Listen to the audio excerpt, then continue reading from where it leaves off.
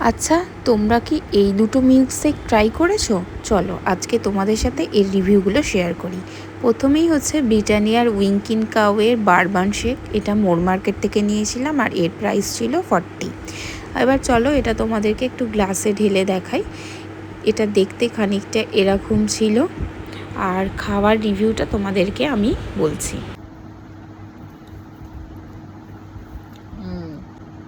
বারবানকে milk দিয়ে যদি মিক্সিতে বা গ্রাইন্ডারে শেক বানিয়ে দেওয়া হয় তাহলে পুরো সেম এরকম খেতে লাগবে। নেক্সট হচ্ছে ডার্ক ফ্যান্টাসির vanilla milkshake with white chocolate. এটাও মোর মার্কেট থেকে নিয়েছিলাম আর এর প্রাইসটা ছিল 30। চলো এটাও তোমাদেরকে গ্লাসে ঢেলে দেখাই কেমন দেখতে। যেহেতু হোয়াইট চকলেট ছিল সেই কারণে এইটা পুরো দুধের মতন ছিল, সাদা। আর টেস্ট করে বলছি তোমাদের কেমন লাগছে।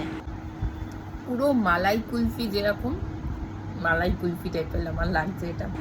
আমি দুটো রিভিউ তোমাদের সাথে শেয়ার করলাম। এবার তোমরা কে কোনটা ট্রাই করছো আমাকে কিন্তু অবশ্যই কমেন্ট করে জানাবে।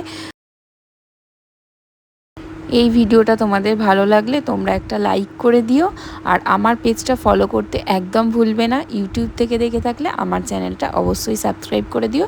পরে এরম আরও অনেক ভিডিও তোমাদের সাথে শেয়ার করব।